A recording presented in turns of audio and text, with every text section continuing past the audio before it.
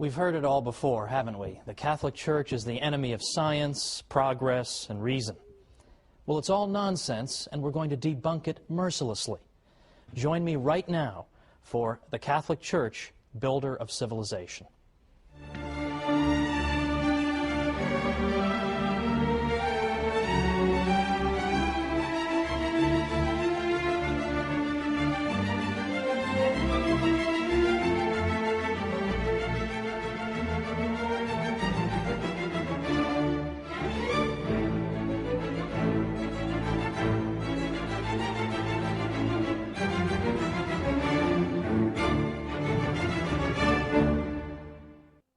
Welcome to the Catholic Church, Builder of Civilization. I'm your host, Thomas Woods. I'd like to begin this 13-program series with a fact that's fairly obvious to most of us. There's a bit of a double standard in the world when it comes to the Catholic Church. You can say anything you like about the Catholic Church, your career won't be over, no one will care, there'll be no candlelight vigils or hunger strikes. You say anything you like about it, and that's just fine. If anything, you'll be even more welcome in fashionable circles than before. So, what's the result of that? The result is that you can get away with saying the most absurd, ludicrous things about the Catholic Church. And people believe it. People are inclined to believe every ridiculous calumny against the Catholic Church. But worse still, some Catholics themselves, I think, have begun to interiorize some of these criticisms. And deep down, I think they themselves wonder, has the Church really been a positive influence in history, after all? Hasn't she been responsible only for repression and ignorance? And hasn't she been an opponent of the sciences? We've all been taught to believe this. It would be a miracle if people didn't believe it. But it's not true. And in this series, we're going to show why it's not true, and we're going to show the true glory of the Catholic Church. Now, the attacks on the Catholic Church and on religious belief in general have accelerated just over the past 5 years or so. We've already seen in recent years, best-selling books by Richard Dawkins and Daniel Dennett and Sam Harris condemning religious belief in general as irrational and foolish, and in effect they're saying to children in this country, your parents are stupid for teaching you the faith. Worse than that is that after the July 7th, 2005 bombings in London, what we began to see is this trend, that Islamic terrorism is now giving intellectuals an excuse to oppose all religion. The argument being that all religion is irrational, all religion can give rise to violence, so it should all be condemned. So, for example, in Scotland's Sunday Herald, we read Muriel Gray saying, "The cause of all this misery, mayhem, violence, terror, and ignorance is, of course, religion itself." And she called religion Dark Ages nonsense. For the government of a secular country such as ours, she said, to treat religion as if it had real merit, instead of regarding it as a ridiculous anachronism, which education, wisdom, and experience can hopefully overcome in time, is one of the most depressing developments of the 21st century. Now, I'll leave aside the fact that she doesn't know how to use the word hopefully correctly. That's another matter. The point is, this is our critic. Another critic, Polly Toynbee in the London Guardian, said, "It is now time to get serious about all religion and draw a firm line between the real world and the world of dreams." In the London Spectator, Matthew Paris said, "What unites an extremist mullah with a Catholic priest or evangelical Protestant minister is actually much more significant and interesting than what divides him from them." Well, these criticisms have become routine. Day in and day out, we hear them. All religion is the enemy of progress. But the Catholic Church in particular is consistently viewed as the enemy of science and progress and knowledge. Consistently. Now, why is that? How did that happen? In part, it began 200 years ago or more in the so-called Enlightenment, which was a period in 18th century European history in which the intellectual classes became extraordinarily hostile to the Church. They disparaged the Middle Ages consistently. In fact, that's why they had the word Enlightenment. Because the idea was that before the Enlightenment, before the wonderful 18th century, all we had was misery and backwardness and ignorance fostered by the Catholic Church. But now, thankfully, we have secular intellectuals to bring us enlightenment. I sometimes think that the most depressing job on earth must be to be a history professor who teaches about the Middle Ages. It must be the most depressing job on earth. All day long, you lecture about the Middle Ages, and you say, Middle Ages weren't so bad. In fact, a lot of great things happened in the Middle Ages. Catholic Church made a lot of great things possible. You lecture on this all day long. You write books and articles on it. You even appear on television. You appear on radio, and you talk about it.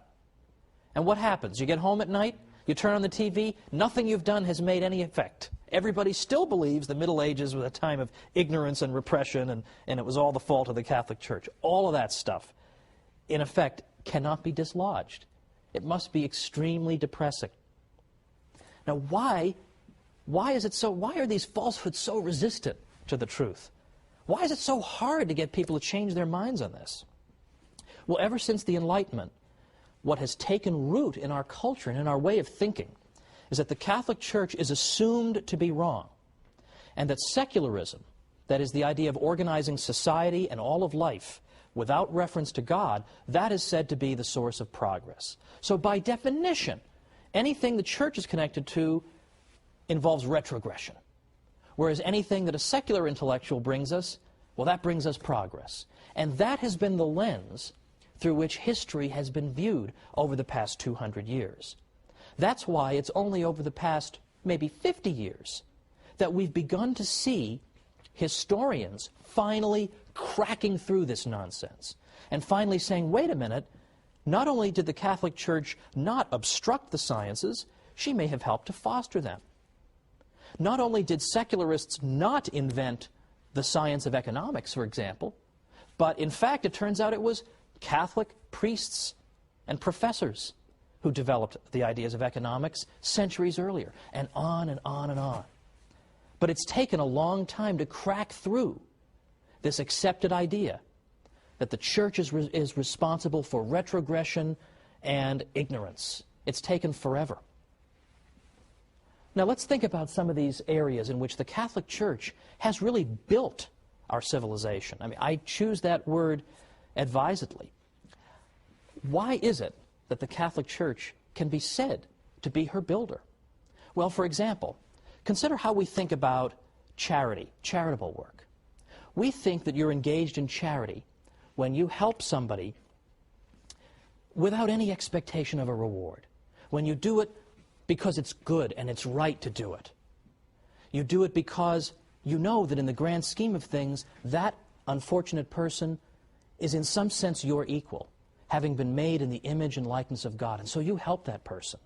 You don't help that person because you expect 3 years down the road to revisit him and say, remember that $15 I gave you, why don't you cough it up?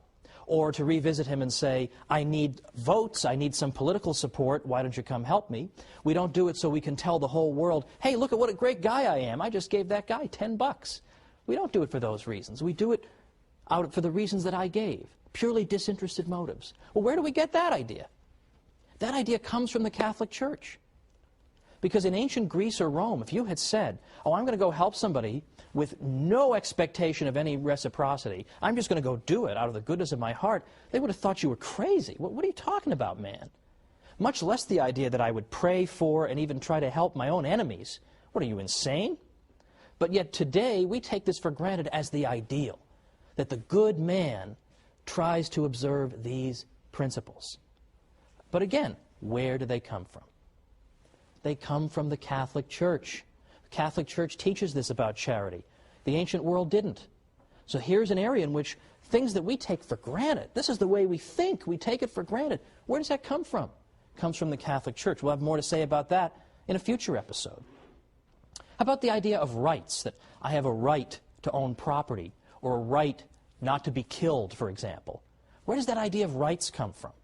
Well, we've always been told that secularists in the Enlightenment, or just before the Enlightenment, came up with this idea in the 17th century. All of a sudden, boom, rights just developed. Well, that's not true either. And once again, modern research is coming to the rescue of Catholicism. I know that sounds odd. You think modern researchers, you want to run the other way. But in fact, honest professors, Catholic and non-Catholic alike, are now saying that the idea of rights goes all the way back to the 12th century and Catholic canon lawyers who gave the idea its birth. And the idea of a right simply means that I have a certain immunity to invasion by you. You can't just arbitrarily kill me or deprive me of my property, things of this nature. That's all a right is, that it would be wrong for you to interfere with me in these areas. And where does this liberating idea come from? From the heart of the church. Or again, economic science. Did Adam Smith just think of economics in the 18th century? It all just came out of his head. He had this gigantic head, and all of economics just poured out of it. No. In fact, for the past 50 years, what have historians been saying?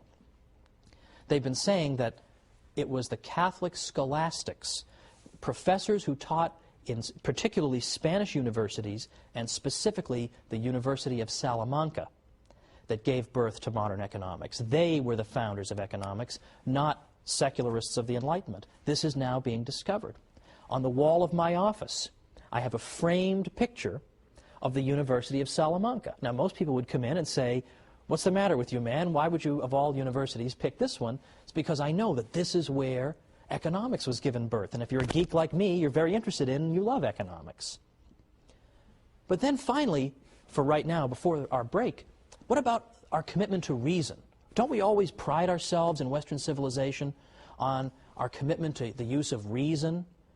That we use human reason to resolve disputes and to settle debates? Well, of course. But where does that come from? Where does that come from? That also comes from the Catholic Church. Why? Because the university system that the Catholic Church fostered encouraged debate, rigorous debate. And human reason was held up as the great arbiter to decide all these matters that are up for debate. Again, isn't that the opposite of what you're told? What we're told is that the Catholic Church is an enemy of reason. To the contrary, there has been no greater champion of reason. But it's not just reason. It's more specific applications of reason. For example, the sciences in particular. The sciences, more than we realize, owe themselves to the Catholic Church. Now, why is that? It's the opposite of what we're told, but believe it or not, historians of the past 50 years have begun to say the Catholic Church is more and more responsible for the sciences. Come on back and we'll talk about this after the break.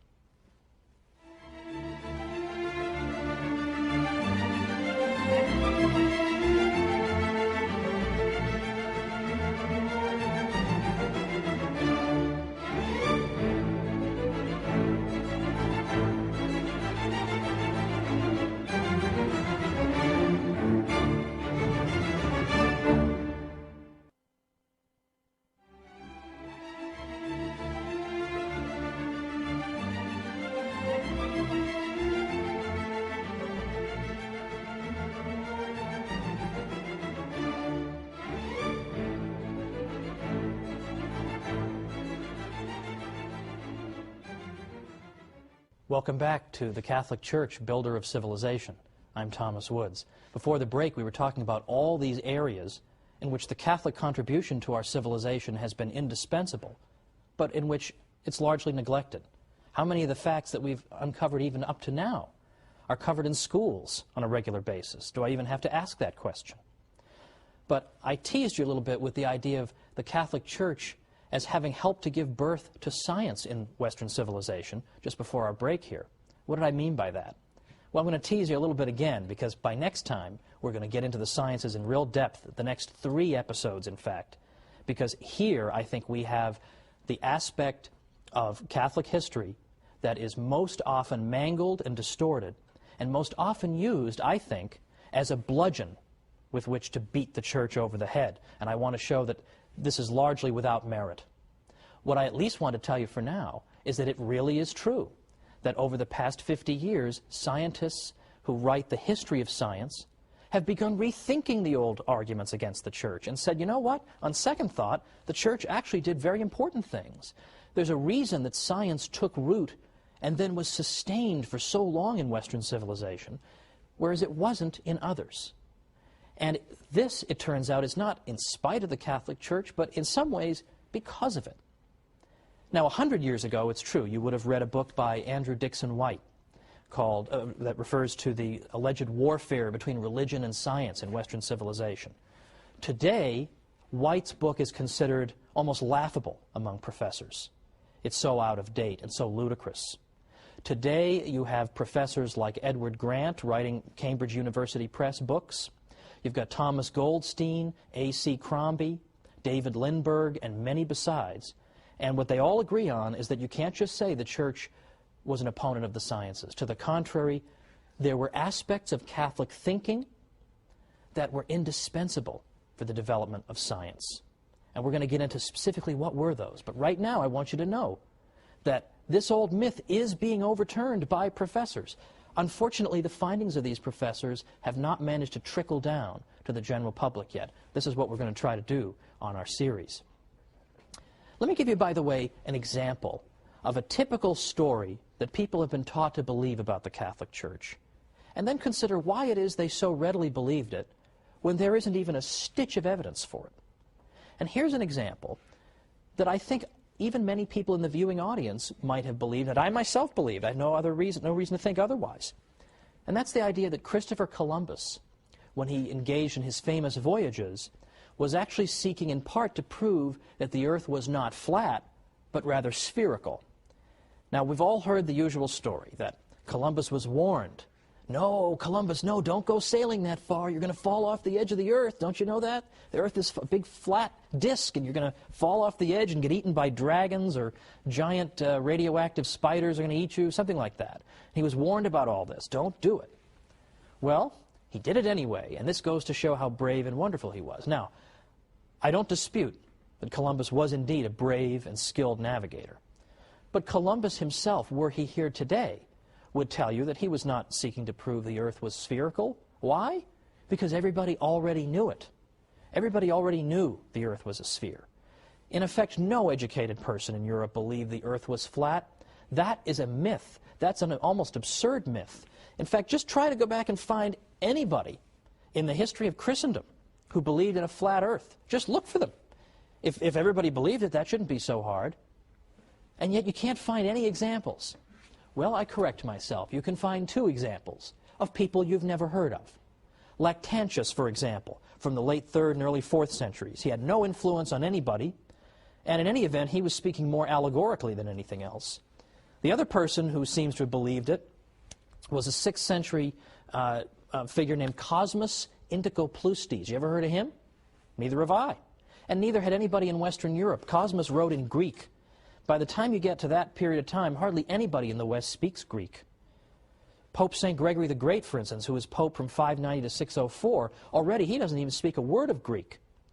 So hardly anybody could have read Cosmas. He wasn't translated into Latin until 1706.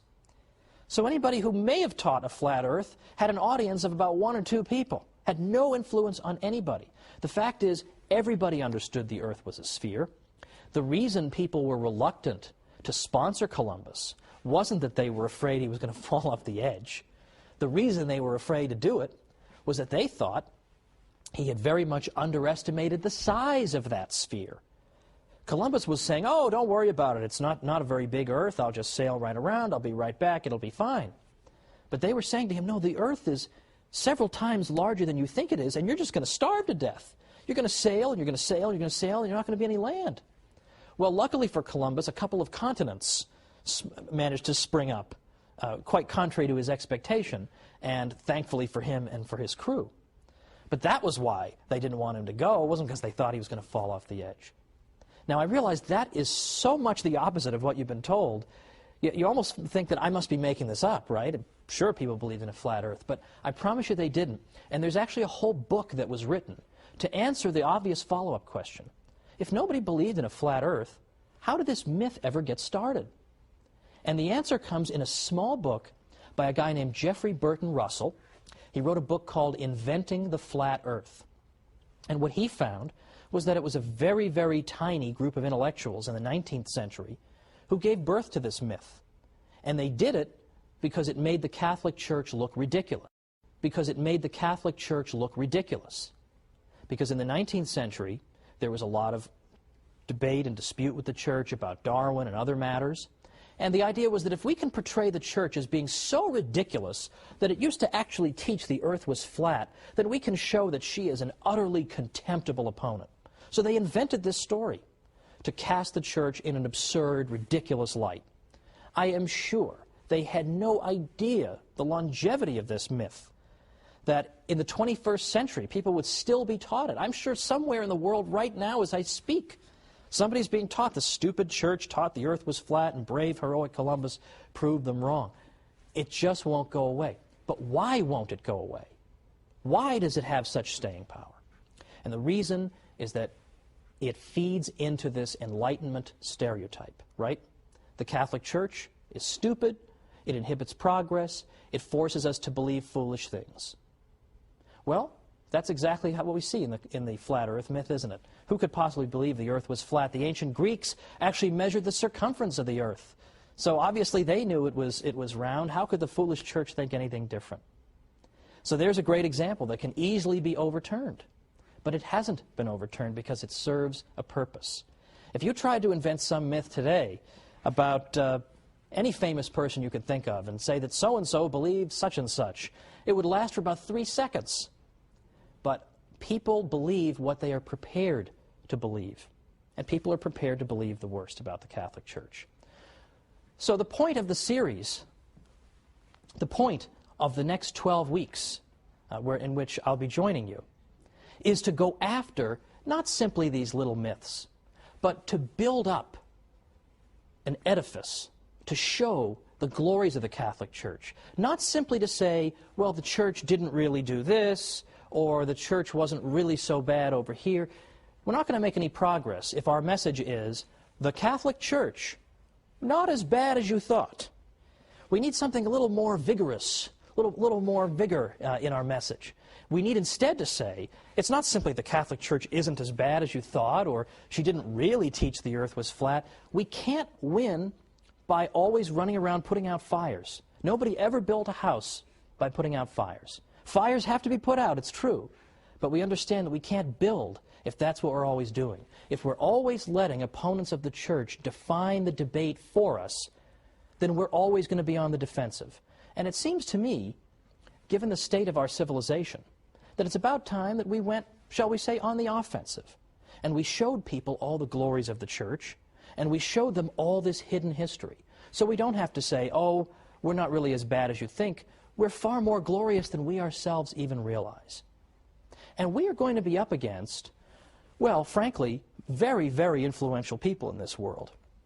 I'm sure many of you remember that the European Union's Constitution excludes all mention of the Christian influence on Western civilization. How willfully blind would you have to be, surrounded by cathedrals and religious artwork and the fruits of what the church has given us? How blind would you have to be not to mention that the church had a little something to do with building this civilization? No.